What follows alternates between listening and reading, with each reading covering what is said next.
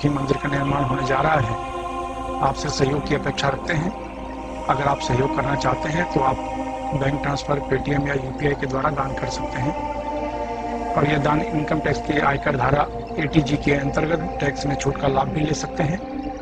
इसके बारे में अधिक जानकारी नीचे डिस्क्रिप्शन में दी गई है। नमस्कार, दिव्य योगासन की तरफ से आपका हार्दिक स्वागत है। आज हम वरद लक्ष्मी की चर्चा करेंगे और जानने की कोशिश करेंगे कि वरद लक्ष्मी का अनुष्ठान करना हमारे जीवन में इतना महत्वपूर्ण क्यों है। जैसा कि नाम से ही जाहिर है, वरद लक्ष्मी, इनको इस रूप से समझ लें जैसे कि हम भगवान शिव के एक रूप को भोलेनाथ कहते हैं, यानी बहुत ही जल्दी प्रसन्न होना। इसी तरह से लक्ष्मी के जो स्वरूप हैं, उसमें जो वरद लक्ष्मी स्वरूप है, ये भी इसी तरह का स्वरूप माना जाता है कि बहुत ही जल्द प्रसन्न होना। माता लक्ष्मी के सैकड़ों स्वरूप हैं, उनमें से वरद स्वरूप जो है वो वरद लक्ष्मी स्वरूप है। ये बहुत ही महत्वपूर्ण माना जाता है। कहा जाता है कि इनकी साधना करना साबर साधना करने जैसा माना जाता है। साबर साधना बहुत ही आसान होता है, बहुत ही जल्दी सिद्धि मिलती है साबर साधना से। तो इस तरह की साधना वरद लक्ष्मी के बारे में कहा जाता है। इनकी उपासना करने से माता का आशीर्वाद जल्दी मिलता है, माता की कृपा जल्दी मिलती है, हमारी जो मनोकामना होती है वो पूर्ण होती है। सवाल है कि इष्ट की पूजा करने से या माता लक्ष्मी की पूजा करने से हमें हमारी मनोकामना कैसे पूर्ण होती है।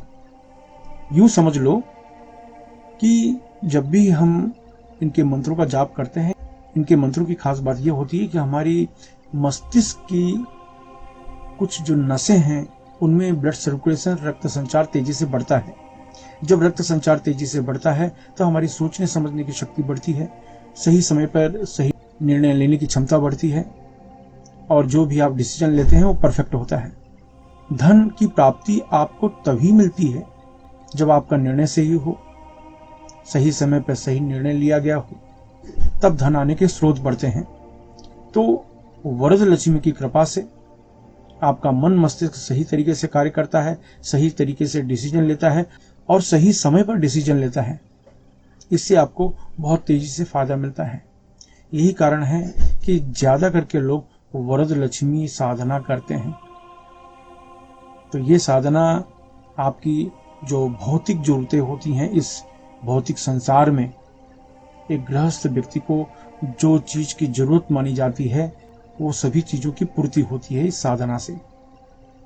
आइए जानते हैं इनका अभ्यास कैसे करें। ढीले ढाले वस्त्र पहनकर किसी भी शांत कमरे में बैठ जाएं। अगर जमीन पर नहीं बैठ सकते तो किसी कुर्सी या सोफे पर शांत होकर बैठ जाएं। अब एक पान का पत्ता ले लें। पान के पत्ते के ऊपर लक्ष्मी की मूर्ति या लक्ष्मी की फोटो रखें और अपने आज्ञा चक्र पर पिंच करके 10 बार प्राणायाम करें, यानी जितनी देर तक हो सके रोक कर रखें, फिर धीरे से छोड़ें। इस तरीके से 10 बार आप प्राणायाम करें और प्राणायाम करने के बाद आप वरद लक्ष्मी मंत्र ओम ऐं ह्रीं श्रीं वरद लक्ष्मी आबद्ध आबद्ध ऐं ह्रीं स्वाहा, ओम ऐं ह्रीं श्रीं वरद लक्ष्मी आबद्ध आबद्ध ऐं ह्रीं स्वाहा, ओम ऐं ह्रीं श्रीं वरद लक्ष्मी आबद्ध आबद्ध ऐं ह्रीं स्वाहा। इस मंत्र का उपांशु जाप करें, यानी धीमी आवाज में जाप करें। आपकी आवाज आपके कमरे से बाहर जाने न पाए और इसमें कोई अलग से कोई नियम नहीं है, कोई बंधन नहीं है, कोई न्यास की जरूरत नहीं है। और जब दोनों आंखों के बीच में ध्यान करके मंत्र का जाप करते हैं तो आपको दीक्षा की जरूरत नहीं होती।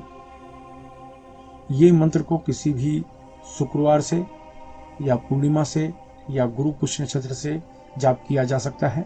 सूर्यास्त के बाद जाप करें तो लाभ ज्यादा मिलता है। ये मंत्र बहुत ही शक्तिशाली माना जाता है। इस मंत्र का सिर्फ 11 दिन 11 माला आपको जाप करना है। 12वें दिन किसी को फल या भोजन दान कर देना है। पैसे दान करने से बचें। पैसे दान करना है तो किसी मंदिर की दान पेटी में आप दान कर सकते हैं। तो याद रखें, 11 माला 11 दिन। इसमें स्फटिक माला, मूंगा माला, वैजयंती माला, क्रिस्टल माला, इन माला की सहायता से आप मंत्र का जाप कर सकते हैं। और जिनके पास माला नहीं है तो आधा घंटा 11 दिन तक रोज जाप करें। 12वें दिन किसी को फल या भोजन का दान कर दें। क्योंकि ये साधना बहुत ही सरल है लेकिन इसमें कुछ नियम है, तो आइए जानते हैं पहले उन नियम को। अपनी पूरी श्रद्धा बनाए रखें। इस मंत्र को गृहस्थ सन्यासी कोई भी जप कर सकता है। इस अभ्यास में दीक्षा की जरूरत इसलिए नहीं होती क्योंकि आप अपने आगे चक्र पर ध्यान देकर मंत्र जपते हैं। इस मंत्र से शरीर में अत्यधिक गर्मी पैदा होती है, इसलिए ढीले ढाले वस्त्र पहनकर अभ्यास करें। महिलाओं को सम्मान दें। पति पत्नी अगर इस मंत्र का अभ्यास करें तो 10 गुना ज़्यादा लाभ मिलता है। अगर आप नौकरी कर रहे हैं, बेरोजगार हैं या आप विद्यार्थी हैं, गृहिणी हैं, तो इस मंत्र को पूरी दिशा की तरफ मुँह करके जपें। अगर आप व्यापार कर रहे हैं या कला के क्षेत्र में हैं तो इस मंत्र को पश्चिम दिशा की तरफ मुँह करके जपें। अगर आप लॉटरी, सट्टा, शेयर मार्केट से जुड़े हैं या बैंकिंग क्षेत्र, मेडिकल क्षेत्र, होटल के व्यवसाय के क्षेत्र में हैं तो इस मंत्र को उत्तर दिशा की तरफ मुँह करके जपें। अगर आप जमीन खरीदने बेचने का कार्य करते हैं, खेती का कार्य, कोयला, लोहा, चमड़ा तथा तेल के क्षेत्र में हैं या कोई ऐसा कार्य करते हैं जिसमें आपको ब्रोकरेज देना पड़े या लेना पड़े, यानी दलाली लेनी पड़े या देनी पड़े, तो इस मंत्र को दक्षिण दिशा की तरफ मुँह करके जपें। इस मंत्र का जप 18 वर्ष के ऊपर कोई भी स्त्री पुरुष कर सकता है।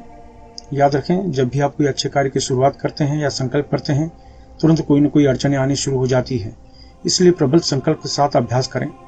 इस मंत्र का जाप सूर्यास्त के बाद करें तो लाभ ज़्यादा मिलेगा। धूम्रपान, मद्यपान, व्यसन, मांसाहार से बचें। ब्रह्मचर्य का सख्ती से पालन करें। मासिक धर्म की समस्या में महिलाएं 3 से 5 दिन का गैप करके फिर आगे कंटिन्यू कर सकती हैं।